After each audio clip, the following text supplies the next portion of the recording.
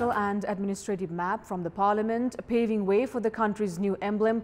The onus is now on the government of both Nepal and India to resolve the issue of border dispute through diplomatic initiative at the earliest. Politics apart, COVID-19 continues its surge in the country as another 400+ cases of the virus were confirmed yesterday. Good morning, I'm Sarah Sapsanama, and these are the top stories of the hour. The government to mobilize fund from several independent departments to cover its expenditure as the revenue collected fails to support state expenses. 440 new coronavirus cases reported in the past 24 hours to take the infection tally in the country to 5,775. Government allows private laboratories to test samples. Cases filed at the District Court Rukung against 34 individuals for their alleged involvement in the killing of 6 youths from Jajarkot in Soti village of Rukung West last month. And Real Madrid resume their La Liga campaign by marking a 3-1 win over Eibar. Atletico Bilbao and Atletico Madrid settle for a 1-1 draw. The number of coronavirus cases in the country has risen to 5,775 as 5 new cases were reported this morning in addition to the 435 reported yesterday. The newly infected include males aged between 25 to 46 years from Tanaho's Giring rural municipality. The death toll, meanwhile, stands at 19. According to Health Ministry, 61 individuals have been discharged from the hospitals after full recovery. With this, 974 people have recovered from the virus so far in the country. 4,767 people are in isolation, while 143,641 people are in quarantines across the country. Meanwhile, the government has decided to allow private laboratories to test swab samples for coronavirus. The government would bear all the expenses for tests carried out by the private laboratories.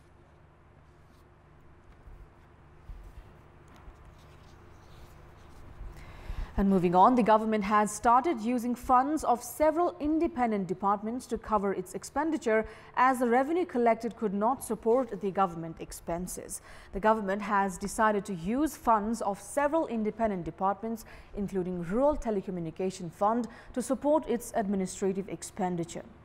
The government has already retrieved 5 billion rupees out of 16 billion rupees from the fund deposited by several telecommunications service providers under the Nepal Telecommunication Authority, while process is underway to deposit remaining 11 billion rupees in the revenue account. Finance Minister Yuvraj Khatiwada informed that the government could not support the expenditure from daily income. According to the Finance Minister, an amount of 40 billion rupees is spent under mandatory overheads. However, the government could collect merely 15 billion rupees revenue this month as the country's economy is reeling with the coronavirus pandemic, and the inland revenue collection also could not achieve the target. The government could collect 700 billion rupees in its account, while an amount of 876 billion rupees has been spent. According to data provided by the Financial Comptroller General Office, a total of 664 billion rupees has been spent under the current expenditure. Now, at a time when almost 10,000 migrant workers are returning home from India on a daily basis and rescue efforts intensified to bring home stranded Nepalese nationals from third countries, pressure has mounted on the government to increase the COVID-19 testing parameters. Experts have urged the government to increase mass testing as RDT kits have proven to be unreliable, while the government cannot expand parameters of tests through the PCR method. The government has set up 21 laboratories to test swab samples for coronavirus. However, these laboratories have only tested maximum of 6,100 samples on a daily basis. There are more than 20,000 samples which have been put on hold for the test. The authorities have stopped collecting samples in worst-hit Karnali and Sudur Paschim provinces, where many people returning from India have been kept in quarantine. The local authorities are carrying out RDT tests on most of these people arriving from India. However, question has been raised on the reliability of the RDT kits. Recently, 23 individuals from Dhading were diagnosed negative in RDT and were sent home. However, they tested positive when their samples were examined through the PCR method. Experts have therefore viewed that samples are mandatory to be tested through the PCR method. Public health experts have recommended that the government to carry out mass testing along with increasing the capacity of laboratories, along with boosting necessary medical supplies and the workforce. Under the mass testing, a large number of samples could be tested simultaneously from a single kit. In case of infection in the group, individual testing will be done to detect infection. The mass testing allows samples to be collected in a large community using a few number of kits. Countries like South Korea tested 100 samples from a single kit to contain the spread of coronavirus. The health ministry had given an alternative for the mass testing a month ago as RDT kits proved unreliable. More than 225,000 Nepalese nationals have returned home from India alone during a month's time. Likewise, the government has started rescuing more than 40,000 stranded Nepalese nationals from third countries, including Kuwait and other Gulf countries.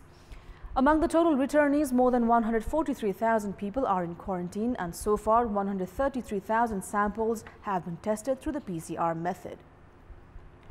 The government should implement its decision to carry out the mass testing instead of suspending collection of samples, citing lack of capacity. Police have filed 3 separate cases at the District Court Rukum against 34 individuals for their alleged involvement in the killing of 6 youths in Soti village of Chau Jahari of Rukum West on 23rd of May last month. 5 other accused in the incident are still at large. Among the accused, 33 individuals, including a 17-year-old girl, have been charged with murder, racial discrimination and untouchability, while one more individual has been charged of abetting the accused. जम्मा प्रतिवादी संख्या 34 जना मध्ये 33 जना प्रतिवादीहरूको उप कर्तव्यज्यान, ज्यान मार्ने उद्योग र जातीय भेदभाव तथा छुवाछुत सम्बन्धी कसुरको अभियोग मागदाबी लिएको छ भने बाँकी 1 जनामा मतियारको उसमा अभियोग दाबी लिएको छ र आज हाम्रो अभियोग दर्ता गर्ने कार्य सम्पन्न भयो र भोलिदेखि बयान कार्य सुरु भए अनि थुनछुक कार्य चाहिँ प्रारम्भ हुने जानकारी गराउँदछु. Youths from Jajarkot, including Navaraj Bika, were attacked by locals, leading to the death of 6 youngsters. Their dead bodies were later recovered from the Bheri River.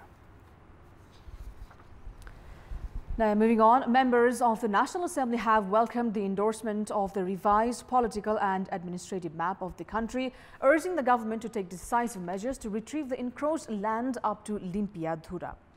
During the discussion on the endorsed bill by the Parliament, the members of the National Assembly viewed that Nepal should make arrangements of enforcing permission from the Indian side to use the roadway constructed by India at Lipu Lake. Stating that the endorsement of the bill was the starting point to retrieving encroached land, lawmakers urged the government to use the show of strength at the Parliament to initiate dialogue with India. Time now for our segment Public Pulse, where you text us with your opinion. Public Pulse. The question is, what's your suggestion to the government to bail the country out of economic crisis? Your options are A, curb extravagant expenses, B, scrap unwanted mechanisms, and C, enhance economic activities. The voting is on. Type NAWS, select your option A, B or C and send it to 34001 to share your opinion with us. With that, it's now time for our special segment, Off the Beat.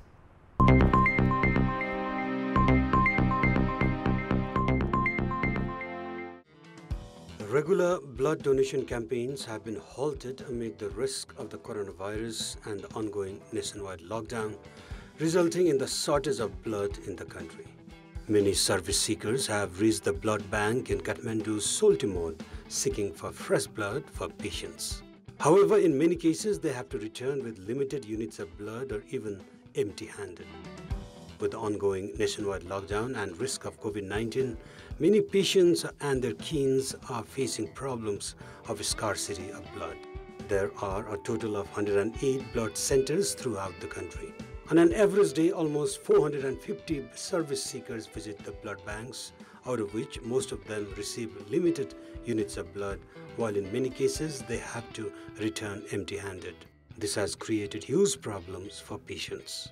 A few blood donation programs were held in the Kathmandu Valley during the ongoing lockdown until 17th of May. However, with the increase in the number of cases, such programs have been greatly limited.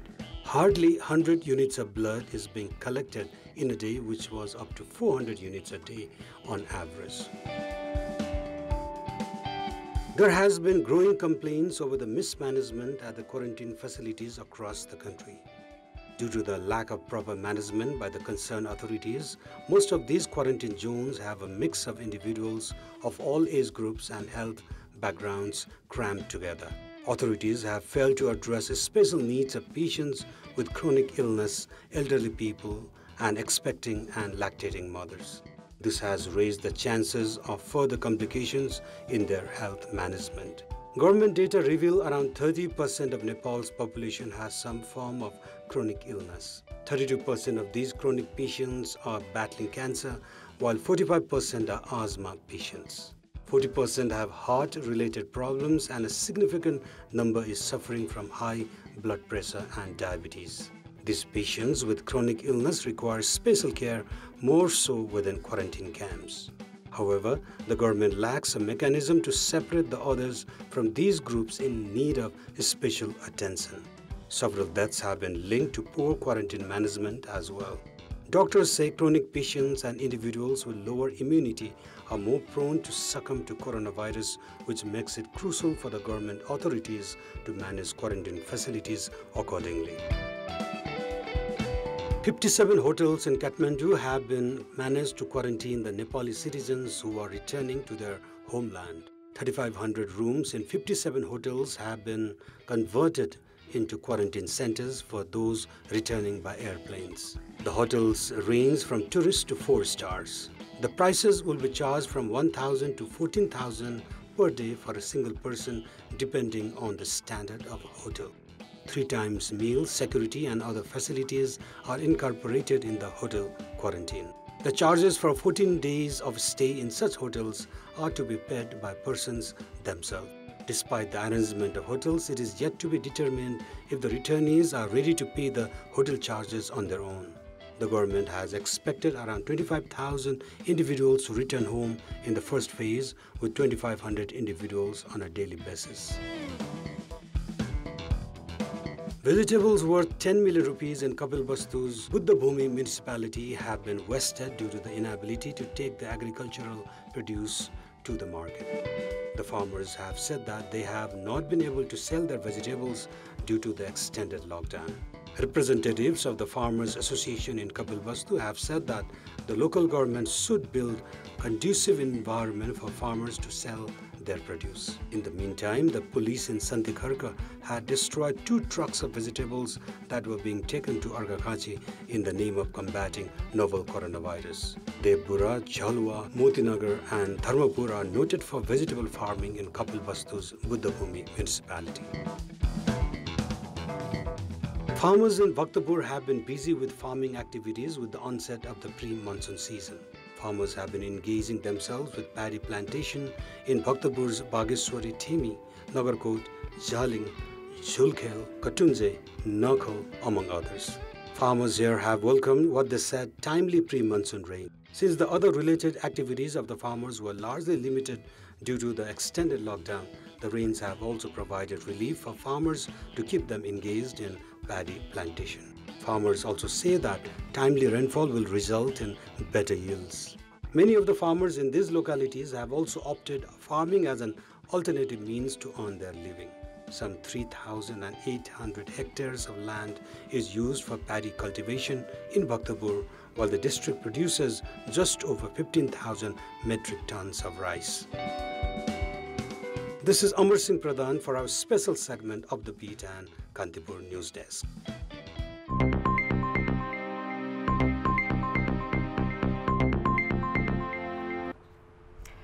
That's all for the moment. Thank you for watching. Have a great day ahead.